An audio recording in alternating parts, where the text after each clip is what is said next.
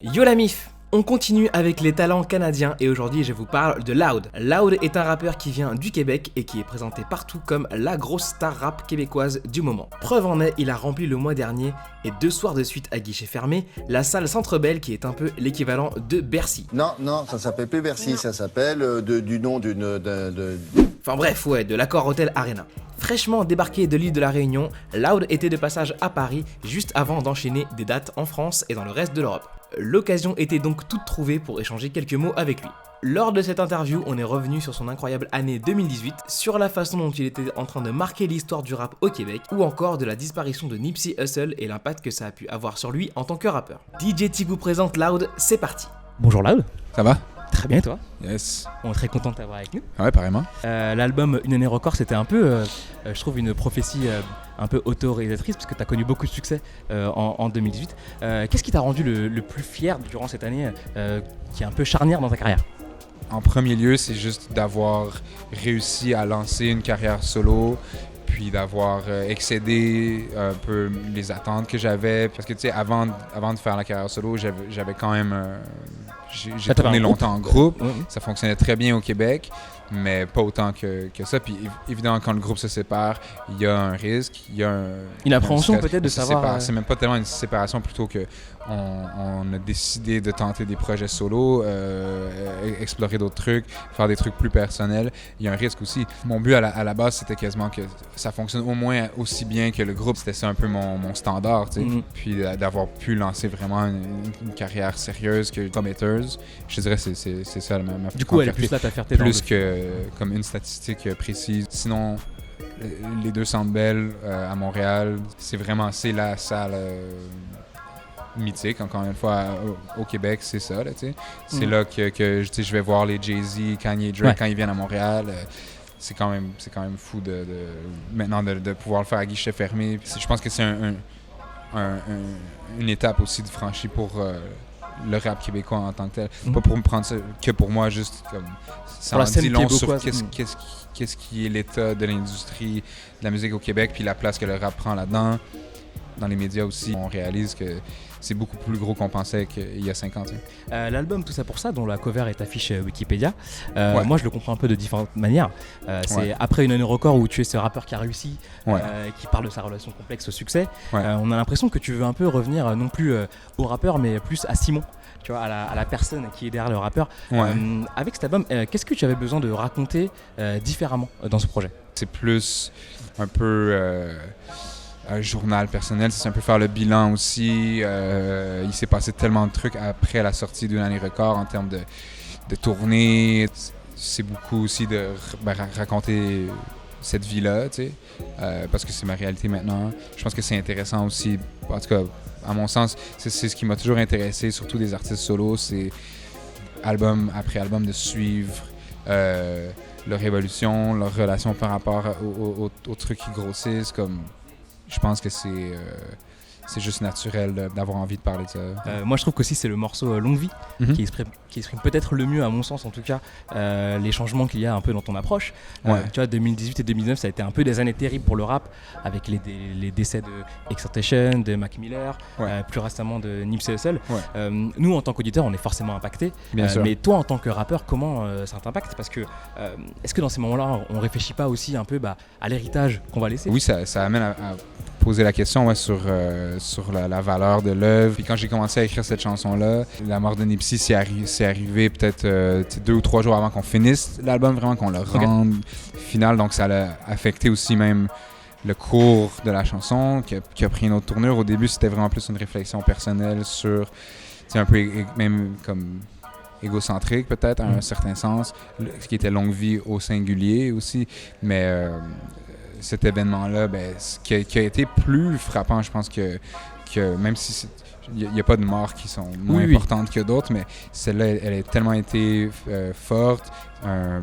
Moi, déjà, j'étais un énorme fan. Il était vraiment dans une montée. Il venait d'avoir une nomination aux Grammys, ce qui est un exploit pour un rappeur comme Nipsey, parce que c'est pas du tout quelqu'un qui cadre. C'est pas Kendrick, tu vois. Il est pas mainstream, c'est pas J. Cole ou Drake ou Kendrick ou Future, mais c'est quand même quelqu'un qui a toujours été en marge. C'est quand même très classique comme rap d'une certaine manière. Donc pour nous, c'était un peu c'est un héros quand même. Puis un modèle à plein de niveaux aussi, juste business et humainement et tout. Ça a vraiment affecté, je pense, la réflexion que j'avais par rapport à la chanson, puis qui est devenue Longue vie au pluriel, qui est devenue plutôt une réflexion sur aussi l'œuvre de tout, je sais pas, mes idoles, puis nos héros. Oui, tu cites plusieurs modèles, artistes qui sont disparus. Ouais, c'est ça. Et c'est pour aboutir à lui aussi. Je pense que c'était comme juste nécessaire de le mentionner parce que ça m'affecte. C'est pas pour me l'approprier ou rien ou pour dire que c'est... Non, mais c'est quelqu'un qui était important dans le paysage rap. Hein, de toute façon. Donc tout le monde a été impacté, tout le monde en a parlé. Ouais. Et ça a eu un énorme impact aux États-Unis. Enfin, il y a eu beaucoup d'hommages de la part de plein de gens, même des hommes politiques qui s'en sont, emparés. Et même la police de LA, tu sais, qui est... Même eux, pour le coup. Tu vois, c'est fou là, quand même, à quel point c'est large. Ça montre comment il a touché les gens aussi. Totalement. Ouais. Parlons un peu de ta relation avec Ajuste, qui est ton producteur, qui est présent sur tous les morceaux, on va le dire. Ouais. Avec aussi d'autres, il y a Rough Sound et Real Mind. C'est ça. Pourquoi il y a toujours besoin qu'il faut qu'il y ait Ajuste dans le coin? Pourquoi? Parce que c'est le meilleur, peut-être. Ce serait un peu la réponse simple. On est amis et collègues depuis qu'on se connaît. Dans le fond, on s'est connus en travaillant ensemble. Au début, juste par Internet, par amis d'amis qui disent « Ah, je connais un gars à mon école qui fait des prods, comme c'est ça commence souvent comme ça. Hein. Alchemist style, trucs comme ça. Ça serait parfait pour des trucs. Ça fait super longtemps de ça. Là, puis lui et Rough Sound sont aussi un duo qui est comme un peu inséparable, à mon sens.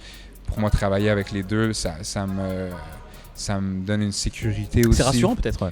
Totalement. Je sais que si je fais bien mon travail, ma part du travail, garantie que le résultat, j'ai pas de crainte. On n'est pas non plus fusionnel, on a quand même... Vous apportez mutuellement des choses... Ouais, c'est ça. Puis il y a des trucs que moi j'aime qu'un va détester, puis que l'autre va... Ah ouais, non, mais peut-être qu'il y a quelque chose là, puis tu sais, c'est pareil. C'est aussi comme ça que vous arrivez à proposer un son aussi varié, parce que tu vois, le son dans l'album, il est pas uniforme. Il part dans plusieurs directions différentes, et ça se voit qu'il y a plusieurs apports différents. Il est pas uniforme. Puis Une année record l'était pas particulièrement non plus, à mon sens. Moi, j'aime bien ça comme ça.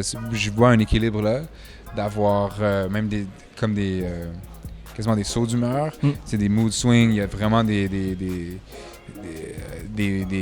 ambiances opposées. Des fois, juste d'un morceau à un autre, sans transition. J'aime ça comme ça. Passons à l'arrêt sur X. On fait l'histoire sans faire d'histoire, c'est juste une grosse semaine. C'est quoi faire l'histoire, Loud? Là, à ce niveau-là, c'est peut-être plus quantitatif. C'est sûr que les statistiques, ça reste. C'est intéressant à ce niveau-là aussi, les chiffres, parce que ça laisse des preuves, ça laisse des traces, ça met aussi la barre pour les autres. Puis moi, je trouve ça intéressant, même quand c'est pas forcément moi, mais que c'est d'autres qui la placent, même juste de se tailler une place ici dans le marché français, ça fait partie de ça, je pense. C'est beaucoup par rapport peut-être au Québec que je dis cette phrase-là, comme il y a quelque chose d'historique dans ce qu'on a fait, puis il y en aura certainement d'autres qui vont faire plus encore. Puis, j'ai dû passer par le bas pour mieux revenir par l'Europe. Je te parle de l'époque où tout le monde en parlait pas. Yard a fait un article récemment sur les rapports qu'entretiennent les rappeurs avec les médias. Ouais, j'ai vu juste des citations de ça. C'est intéressant. SO à Lola Levente qui a fait l'article que je trouve mortel. C'est quoi toi ton rapport aux médias, parce que t'as fait beaucoup de télé, que ce soit au Québec ou en France.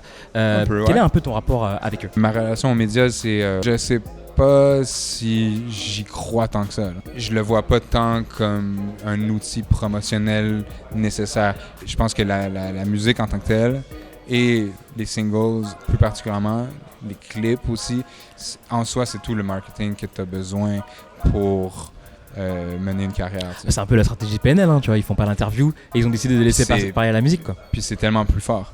Mais ça, eux, ils en font vraiment aucune. Donc ça, c'est trop tard pour moi pour jouer cet angle-là. Ils ont pris le créneau. Des fois, je le regrette de pas avoir... pas pour dire que ce serait gros comme PNL, vraiment pas. Mais juste même à mon niveau, en proportion. Des fois, je rêve à avoir décidé de prendre cet angle-là. Je pense qu'il y a quelque chose de plus intéressant aux artistes qui participent pas au cycle médiatique, plutôt que ceux qui... Ah, t'es en période d'album, ben, tu fais tous tu fais tu fais le cycle, tu fais la tournée des entrevues, puis tu répètes un peu la même chose un peu partout, puis c'est... Est-ce qu'il y a une question comme ça qui revient tout le temps et que t'en peux plus? Non, c'est peut-être pas une question précise, c'est plutôt un type de formulation de questions qui est d'exposer un truc qui est arrivé, un événement, puis de demander comment on se sent. Donc, Ouais. alors là, tu reviens de tel truc. Alors comment on se sent quand on vit ce genre de truc-là? Ça, c'est comme... Non, ça, c'est un peu faible, je trouve. C'est un peu difficile d'élaborer quand t'as juste ça, effectivement. Puis après, ben, on sent bien. Voilà. Ou si c'est pas le cas, ben, ça se dit pas non plus que c'est pas le cas. Donc, il n'y a pas de bonne réponse à ça. Merci d'avoir regardé la vidéo jusqu'au bout. La semaine prochaine, on sera avec Blue Samu que j'ai rencontré à We Love Green. Comme d'hab, abonnez-vous, lâchez un pouce bleu et partagez. Enfin bref, vous savez ça mieux que moi. D'ici là, hydratez-vous et à la semaine prochaine.